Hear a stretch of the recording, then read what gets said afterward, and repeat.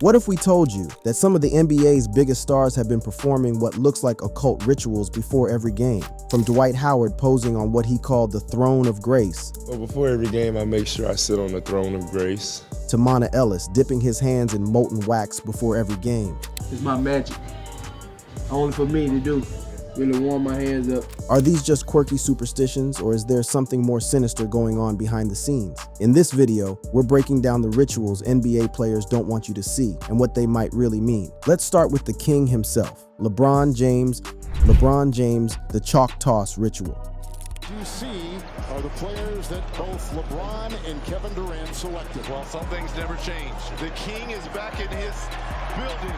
Everyone knows about his famous chalk toss, but what most people don't understand is the deeper symbolism behind this seemingly innocent gesture. When LeBron throws that chalk into the air, he's not just getting the crowd hyped, he's performing what could be interpreted as an ancient ritual of dominion and power. Think about it. Chalk, in its purest form, is calcium carbonate, derived from the compressed remains of ancient sea creatures. When LeBron tosses this powdered remnant of death into the air, he's symbolically scattering the ashes of the defeated, claiming his territory in a way that echoes ancient conquering rituals. The act of throwing substances into the air has been used in occult practices for millennia as a way to invoke spiritual forces and claim dominion over a space. Research suggests that LeBron's chalk toss began early in his career with the Cleveland Cavaliers, but what's truly disturbing is how calculated and theatrical the entire performance has become. This isn't just a spontaneous moment of excitement. It's a carefully choreographed ceremony that happens before every single game. The consistency, the timing, the theatrical nature of it all points to something far more deliberate than mere superstition. Consider the symbolism further. LeBron claps his hands together before the toss, creating a thunderous sound that reverberates through the arena. In many ancient traditions, the clapping of hands was used to summon spirits or invoke otherworldly powers. The fact that he does this while looking up toward the heavens, as if appealing to forces beyond the physical realm, makes the ritual even more unsettling. What makes this even more concerning is how the ritual has evolved over the years. In Cleveland, it was one thing, but when LeBron moved to Miami, then back to Cleveland, and now in Los Angeles, the ritual has maintained its essential elements while adapting to different environments. This suggests a deeper understanding of the practice. Someone who truly understands ritual magic knows that the core elements must remain consistent while allowing for environmental adaptations. After LeBron, we have Stephen Curry's pre-game tunnel shots might look like innocent warm-up exercises. But when you examine them through the lens of occult symbolism, a much darker picture emerges. Stephen Curry's the ball tapping and tunnel shot ritual.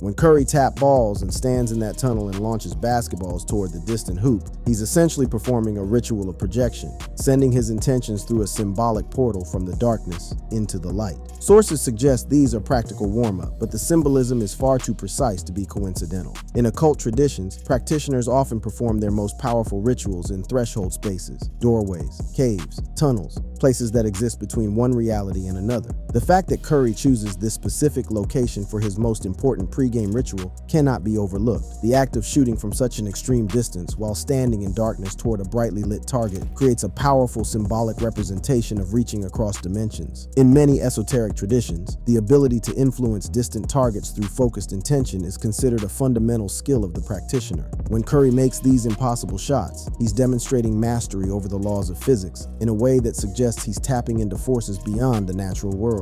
ESPN has documented how these tunnel shots have become a fan-favorite tradition, but what's truly unsettling is the reaction of the crowd. People literally gather to witness these shots, creating what amounts to an audience for a ritual performance. The transformation that occurred in Garnett's demeanor after performing this ritual was documented by teammates and observers throughout his career. The mild-mannered person who walked into the arena would emerge from this headbanging session as an almost entirely different personality. Aggressive, intense, and seemingly possessed by an otherworldly energy that made him one of the most intimidating players in NBA history. Newsweek and Fox Sports have noted the almost supernatural nature of these shots, with some reaching distances of 100 feet or more. The mathematical improbability of consistently making such shots suggests that Curry has developed an almost supernatural connection to the basketball and the hoop, a connection that transcends normal athletic ability. But here's where it gets really disturbing. Curry often performs these tunnel shots while completely alone before the cameras and crowds arrive. This suggests that the ritual has personal significance beyond just entertaining fans. He's using the tunnel, the darkness, and the extreme distance to practice something that goes far beyond basketball skills. The precision and consistency of these shots also point to something beyond natural talent. When you watch the footage, you'll notice that Curry's form and rhythm remain exactly the same,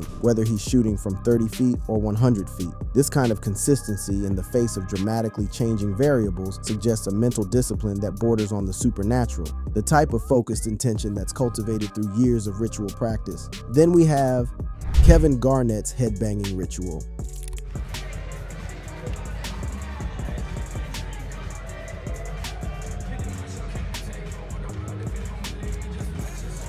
Kevin Garnett's pregame ritual of banging his head against the padded basketball stanchion is perhaps the most overtly disturbing of all the practices. What appears to be simple psychological preparation takes on a much darker meaning when you understand the historical and spiritual significance of repetitive head trauma in ritual context. Throughout human history, practitioners of certain occult traditions have used repetitive physical trauma, particularly to the head, as a way to alter consciousness and open channels to otherworldly entities. The practice of rhythmic headbanging appears in shamanic traditions across multiple cultures, often as a way to invite possession by spiritual forces, or to access altered states of consciousness that allow communication with entities from other realms. ESPN has documented how this ritual was Garnett's way to psych himself up, but the specific nature of the practice, repeatedly striking his head against a fixed object, creates the exact conditions that occult practitioners have used for centuries to induce trance states and invite spiritual possession. The padded stanchion itself becomes a kind of altar in this context, a sacred object against which the ritual is performed.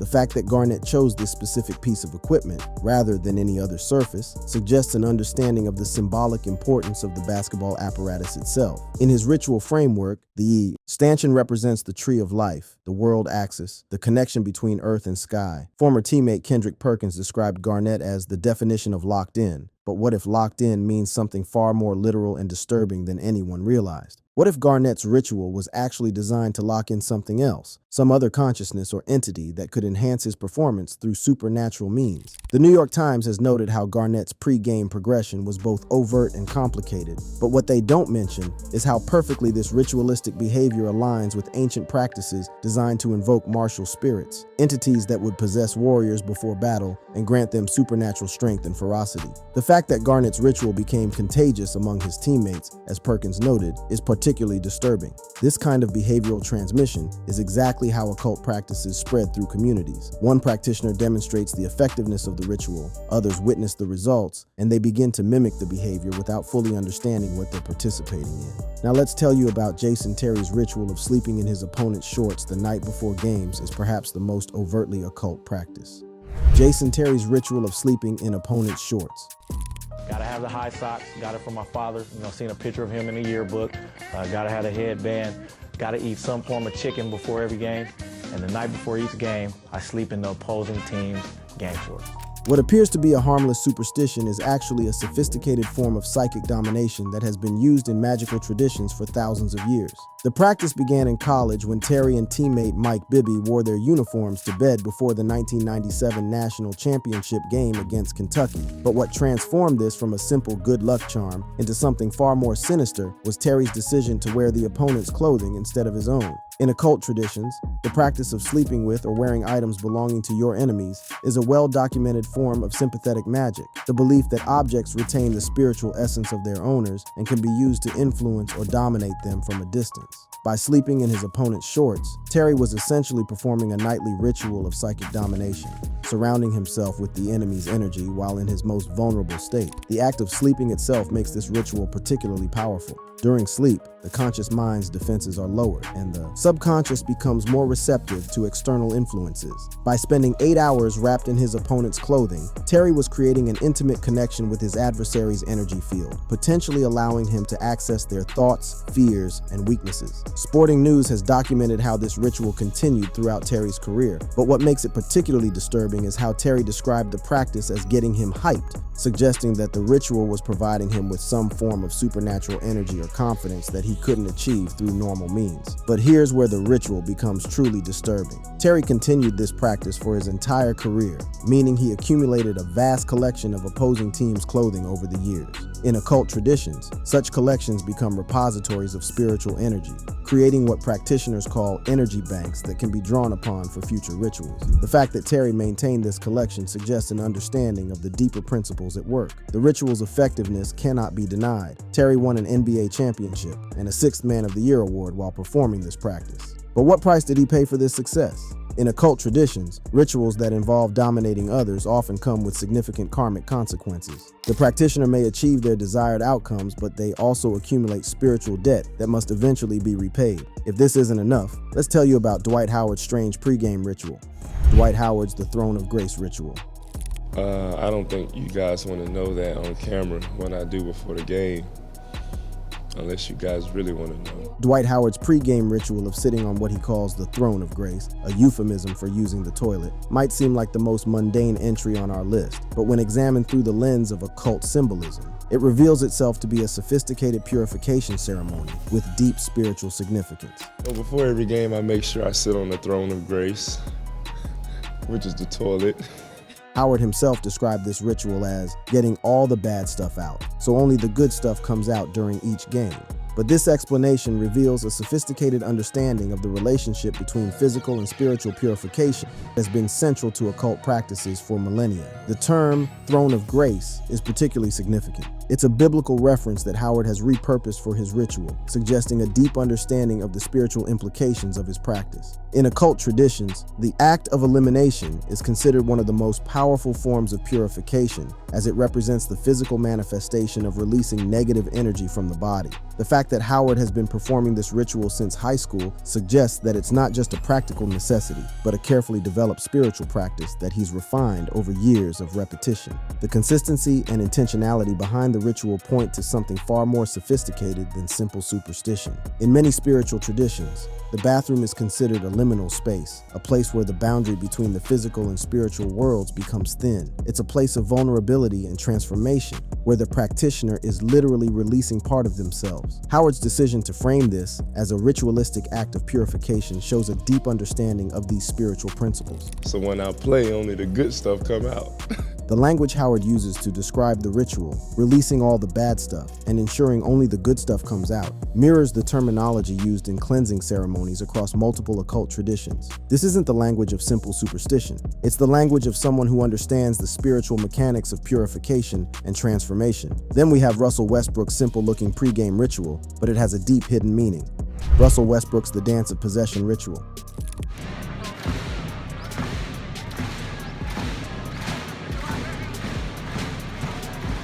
Russell Westbrook's pregame dances with teammate Cameron Payne might appear to be harmless fun, but when examined through the lens of occult practice, they reveal themselves to be sophisticated invocation ceremonies designed to channel otherworldly energies and entities. The ritualistic nature of these dances cannot be dismissed as coincidence. Clutch Points has documented how Westbrook and Payne's dances are performed without practice, on the fly. But this spontaneous quality is actually a hallmark of authentic spirit channeling. The movements flow naturally because they're being guided by forces beyond the dancer's conscious control. In many African and Caribbean spiritual traditions, dance is used as a primary method for invoking possession by spirits or ancestors. The rhythmic movements, combined with the focused intention of the participants, create a trance-like state that allows otherworldly entities to enter and influence the dancers. Westbrook's pregame dances exhibit all the characteristics of these traditional possessions.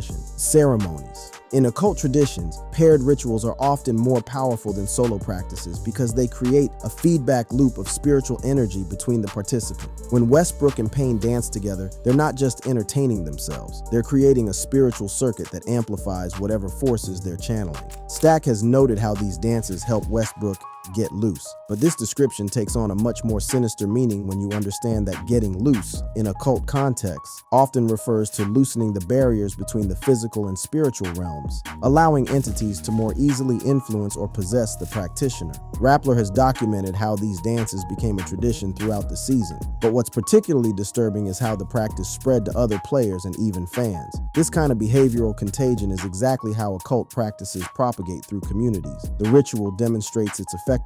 Others witness the results, and they begin to mimic the behavior without understanding what they're truly participating in. The fact that Westbrook performs these dances before every game, regardless regardless of the opponent or circumstances, suggests that he's not just getting pumped up. He's performing a necessary spiritual preparation that he believes is essential to his performance. This level of dependence on ritual practice is characteristic of serious occult practitioners who understand that their abilities are enhanced by otherworldly assistance. After this, we have Kyrie Irving's practice of burning sage around basketball courts is perhaps the most openly occult ritual. Kyrie Irving's the sage burning ritual.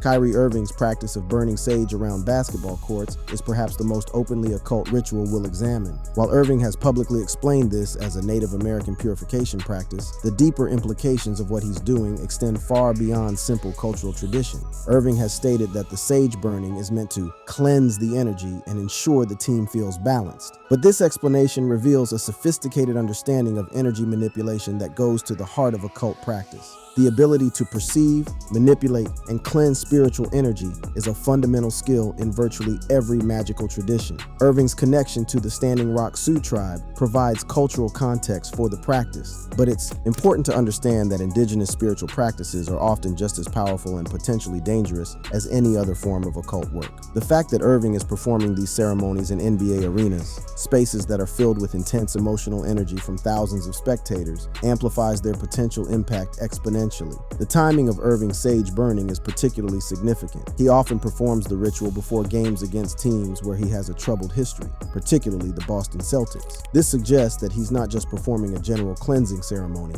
but specifically working to neutralize negative energy directed toward him by hostile crowds. CBS Sports has noted how Irving uses the ritual to stay connected and feel safe, but this language reveals the defensive nature of his practice. Irving apparently feels that he needs spiritual protection during games, suggesting that he perceives basketball as more than just a physical competition. He sees it as a spiritual battleground where energetic attacks are real and dangerous. The visual impact of Irving's sage burning cannot be underestimated. When thousands of spectators witness smoke filling the arena as Irving walks around the court, they're essentially participating in a mass cleansing ceremony, whether they understand it or not. The collective observation of ritual practice amplifies its power, meaning that Irving's personal ceremony becomes a shared spiritual experience for everyone present. The controversy surrounding Irving's sage burning has only increased its power as a ritual practice. When mainstream media and NBA officials react negatively to his ceremonies, they're essentially acknowledging the reality of their spiritual impact. This kind of opposition often serves to validate the effectiveness of occult practices in the minds of practitioners and observers alike. After Kyrie's strange ritual, we have Monta Ellis, who himself called his ritual a magic. Monta Ellis, the wax ritual. If you try it, it ain't gonna work for you. It's my magic. Only for me to do.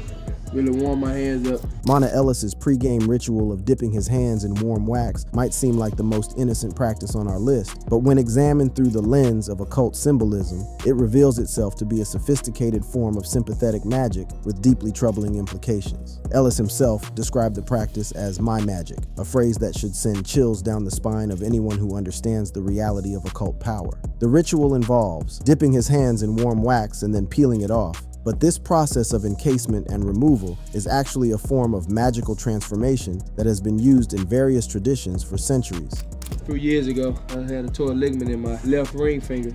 Ever since, I've just been doing it and it's just became a habit. Waxing. The practice of encasing body parts in wax has deep roots in sympathetic magic, the belief that performing actions on symbolic representations can influence reality. When Ellis dips his hands in wax, he's creating a temporary second skin that serves as a magical barrier between his physical body and the outside world. The act of peeling off this wax layer represents a ritual rebirth, a transformation of his hands from ordinary appendages into something more powerful and precise. Ellis claimed the ritual began after a finger injury, but this explanation actually makes the practice more concerning, not less. In many occult traditions, physical trauma creates openings in the spiritual body that can be exploited for magical purposes. Ellis's decision to begin his wax ritual after suffering an injury suggests that he may have been unconsciously responding to a spiritual vulnerability created by the physical damage. The temperature of the wax is crucial to understanding the ritual's occult significance. Warm wax is malleable and responsive, creating a perfect medium for transferring intention and energy. As Ellis dips his hands into the wax, he's not just coating them with a protective layer, he's imprinting them with his focused will and desire for enhanced performance. Reddit discussions suggest that the ritual helps with circulation and shooting, but these practical explanations fans miss the deeper spiritual mechanics at work. The improved performance that Ellis experienced after beginning this ritual likely had less to do with physical benefits and more to do with the psychological and spiritual transformation that the ceremony created. The privacy surrounding Ellis's wax ritual is also significant. Unlike many of the other practices we've examined, Ellis performed this ceremony away from cameras and crowds, suggesting that he understood its intimate and personal nature. This secrecy is characteristic of serious occult work, where the practitioner understands that public exposure can diminish the ritual's effectiveness. The exclusivity of the practice, Ellis's insistence that it would only work for him, reveals an understanding of how personal magical systems operate. In authentic occult practice, rituals are often highly individualized, tailored to the specific spiritual needs and vulnerabilities of the practitioner. Ellis's recognition that his wax ritual was uniquely his own suggests a sophisticated understanding of how magical practices function. Next, we have Michael Jordan's ritual of wearing his University of North Carolina practice shorts under his Chicago Bulls uniform represents one of the most psychologically complex and spiritually significant practices in NBA history. Michael Jordan's The Sacred Shorts Ritual. My mental preparations for the game are very different than most.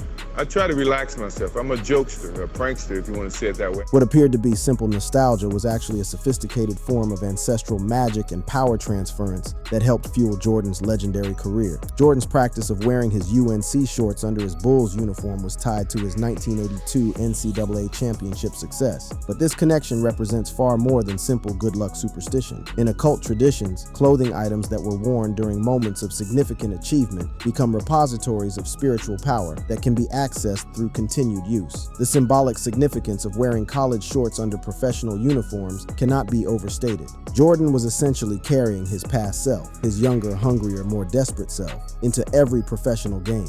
This created a spiritual layering effect, where the confident professional was constantly in contact with the energy of his earlier, more vulnerable incarnation. Men's Journal has documented how this ritual influenced NBA short styles, requiring longer game shorts to accommodate Jordan's hidden underlayer. This physical change in the sport itself demonstrates the power of Jordan's ritual. His personal spiritual practice literally transformed the appearance of basketball uniforms across the entire league. The privacy of this ritual was crucial to its effectiveness. For years, nobody knew that Jordan was wearing his college shorts under his uniform. This secrecy allowed the ritual to operate without interference from external skepticism or negative energy. The hidden nature of the practice also created a sense of intimate connection between Jordan and his personal power source. Business Insider has noted how this ritual was part of Jordan's winning mindset, but the psychological impact went far beyond simple confidence building. By maintaining physical contact with clothing from his college triumph, Jordan was continuously accessing the spiritual energy of that victory,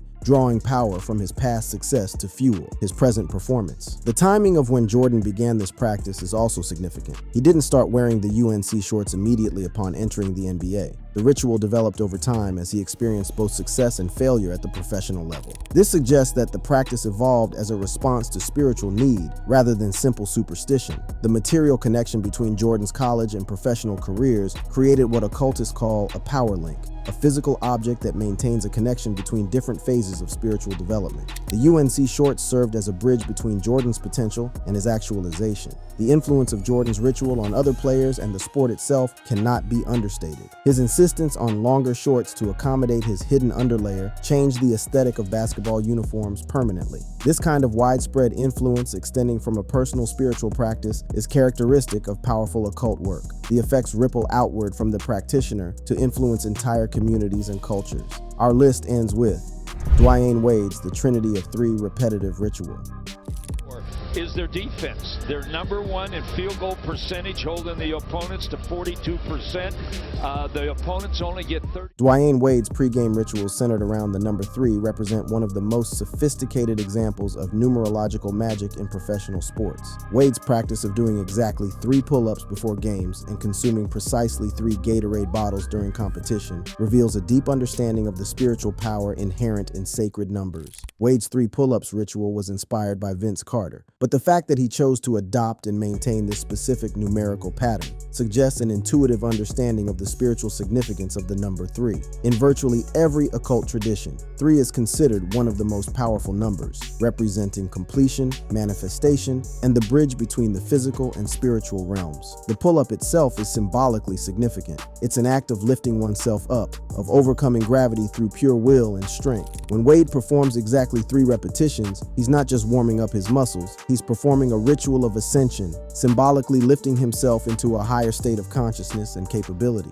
TMZ has documented Wade's 3 Gatorade bottle consumption during games, but this practice takes on darker implications when viewed through the lens of ritual consumption. In many occult traditions, the act of consuming specific quantities of liquids during ceremonial work is used to maintain spiritual energy and connection to otherworldly forces. The precision of Wade's numerical adherence is what makes these practices particularly concerning. This isn't casual superstition. Wade maintained these exact patterns throughout his career with the kind of dedication that's characteristic of serious ritual practitioners. The number 3 appears in both his pre-game preparation and his in-game consumption, creating a numerical framework that encompasses his entire basketball experience. Sportskeeda has noted how these rituals were tied to Wade's jersey number, but this connection reveals an even deeper level of numerological sophistication. Wade wasn't just randomly choosing the number 3. He was aligning his spiritual practice with his public identity, creating a complete magical system based on numerical harmony. The timing of Wade's 3 pull-ups is particularly significant. He performed them immediately before games,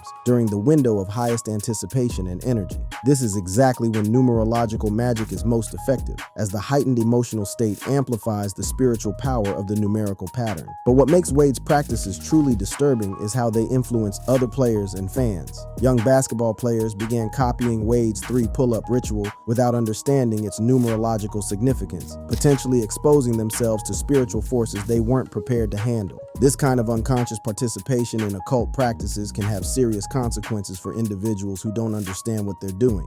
The combination of physical action, pull-ups, and consumption, Gatorade, in Wade's ritual creates what occultists call a complete working, a ceremony that engages both the body's input and output systems. This comprehensive approach to ritual practice suggests a level of sophistication that goes far beyond simple athletic superstition. The fact that Wade maintained these practices throughout his entire career, including during the Miami Heat's championship runs, demonstrates their perceived effectiveness. From Wade's perspective, these rituals weren't just personal quirks. They were essential components of his success that required consistent execution regardless of circumstances. Which of these rituals did you find the most surprising? Let us know in the comments, and don't forget to click on the cards on screen for more fascinating stories.